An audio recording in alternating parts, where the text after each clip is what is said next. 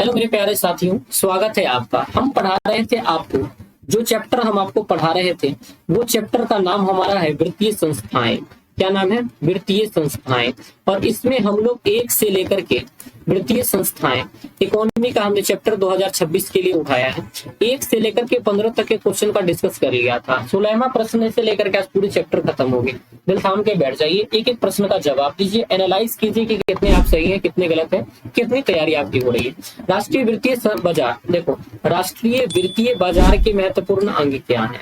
भारतीय मुद्रा बाजार, भारतीय पूंजी बाजार, के और ख दोनों और डी। देखो जो लोग कम पढ़े हैं ना, वो भी इन सब प्रश्नों का उत्तर दे सकते हैं। बहरहाल उनके पास क्या होनी चाहिए? बहुत अच्छी दिमाग होनी चाहिए। तो बताइए इसका उत्तर क्या हो जाना है? तो वित्तीय बाजार के लिए हमारे पास भारतीय मुद्रा बाजार और पूंजी बाजार दोनों की जरूरत है, और दोनों ही जरूरत है हमारे लिए, इसलिए क्या दो हो जाएगा। भारतीय पूंजी बाजार मूलतः पूंजी उपलब्ध कराती है। भारतीय जो पूंजी बाजार है अल्पकालिक कराती है, मध्यकालिक कहलाती है, दीर्घकालिक कहलाती है, इनमें से कोई नहीं। तो पूंजी बाजार जो होती है ना, हमारी दीर्घकालिक को आवश्यकता को फुलफिल करती है। लॉन्ग टर्म के लिए हमें ऋण उपलब्ध करवाती है। कितने टर्म के लिए सर? लॉन्ग टर्म के लिए, यानी 5 साल, 5 ईयर से ज्यादा, ये सारी चीजों के लिए पूंजी बाजार होती है। अगला प्रश्न है कि भारतीय वित्तीय संस्थान कौन है? यानी जिसको हम लोगों ने सरकारी संस्थान पूछ रहा है, भारतीय सरकारी संस्थान कौन है? फिर नेशनल पंजाब बैंक है, सेंट्रल बैंक ऑफ इंडिया है, इलाहाबाद है, उपर्युक्त सभी। ये सारे बैंक ऐसे हैं जिस पर सरकार की अथॉरिटी दी हुई है। हाँ, लेकिन यहीं पर आ जाता कि बताओ साहूकार जैसे हैं, तो साहूकार इसका उत्तर नहीं हो पाता, क्योंकि उस पर सरकार की कोई प्रकार का संस्थान नहीं है। अगला प्रश्न देखिए कि बिहार की जनसंख्या गांवों में निवास करती है कितनी प्रतिशत? 75%, 90%, 95%, इनमें से कोई नहीं। इसका उत्तर आप क्या देना चाहेंगे? इसका उत्तर जो हो जाएगा वो हो जाएगा 90% हो जाएगा इसका उत्तर। बिहार की कितनी प्रतिशत जनसंख्या गांवों में निवास करती है? तो इनका उत्तर हो जाएगा 90%। अगला प्रश्न देखिए कि बिहार में अर्ध सरकारी वित्तीय संस्थान कौन है? यानी जिसपे एक तो सरकार ने गारंटी दे रखी हो, और दूसरा आपका है कि प्राइवेट संस्थान ने गारंटी दे रखी हो। दोनों चीज जब गारंटी दे रखी होती है तो फिर वो अर्ध सरकारी वित्तीय संस्थान कहलाती है। और अर्ध सरकारी वित्तीय संस्थान इनमें से कौन सा हो जाएगा? इसका उत्तर आप दीजिए। क्षेत्रीय ग्रामीण बैंक, बिहार राज्य कोऑपरेटिव बैंक, क और ख दोनों, या इनमें से कोई नहीं। तो आप बताइए इसका उत्तर क्या हो जाएगा? इसका जो उत्तर हो जाना चाहिए वो क्या हो जाना चाहिए? क और ख दोनों हो जाना चाहिए। क्षेत्रीय ग्रामीण बैंक हो जाएगा, बिहार राज्य कोऑपरेटिव बैंक हो जाएगा। अगले प्रश्न को देखिए, इसका उत्तर मैंने सर यहाँ लगा भी रखे हैं। सूक्ष्म वित्तीय संस्थाओं में निम्नलिखित में से किसका सराहनीय योगदान होता है? यानी जो माइक्रो फाइनेंस में काम करते हैं ना, उनके लिए सबसे किसका सराहनीय योगदान होता है? मोहम्मद यूनुस ने, मोहम्मद इकबाल, शेख महबूब, इनमें से कोई नहीं। निम्नलिखित में से किसका सराहनीय योगदान है? तो इस कारण से आप बताइए कि इसमें किसने बहुत अच्छे योगदान किया था? तो इसका उत्तर हो जाना चाहिए मोहम्मद यूनुस ने। जब आप चैप्टर को पढ़ेंगे तब वहां पता चल जाएगा आपको, मोहम्मद यूनुस इसका चैप्टर का आंसर, इस क्वेश्चन का आंसर हो जाएगा। अगला प्रश्न जो हमारा कह रहा है वो प्रश्न कुछ इस प्रकार से है कि देखिए, दीर्घकालीन ऋण प्रदान करने वाली संस्था कौन है?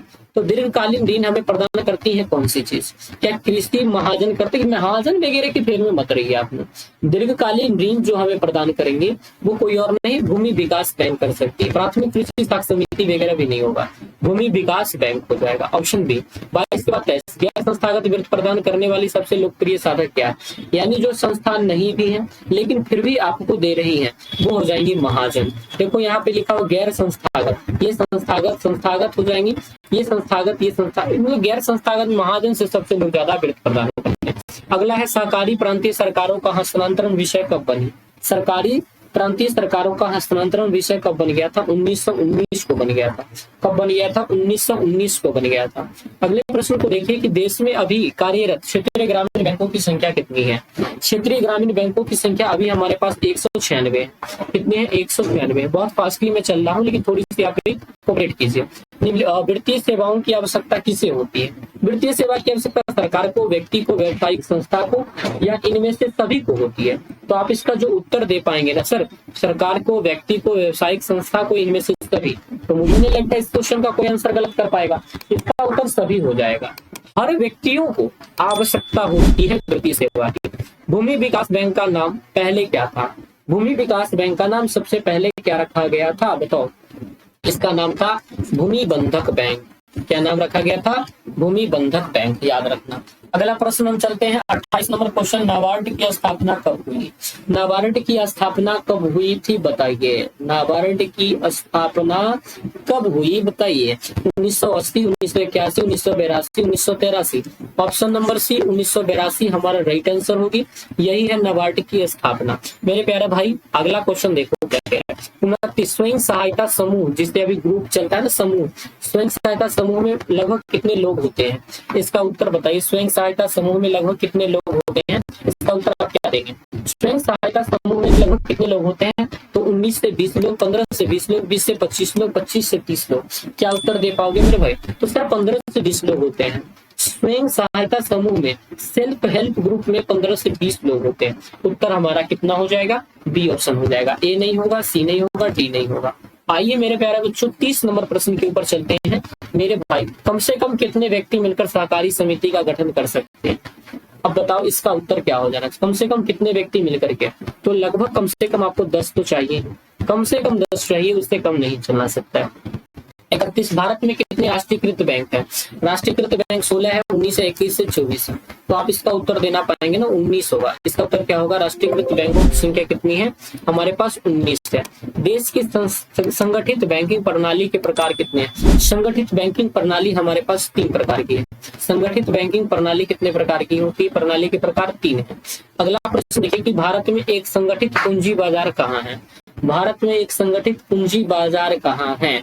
दिल्ली हो जाएगा, मुंबई हो जाएगा, बेंगलुरु हो जाएगा, या फिर कोलकाता हो जाएगा। इसका उत्तर जल्दी दीजिए। दिल्ली हो जाएगा, मुंबई हो जाएगा, बेंगलुरु हो जाएगा, या फिर कोलकाता हो जाएगा। इसका जो उत्तर होगा ना मेरे भाई, वो मुंबई हो जाएगा। क्या हो जाएगा, मुंबई।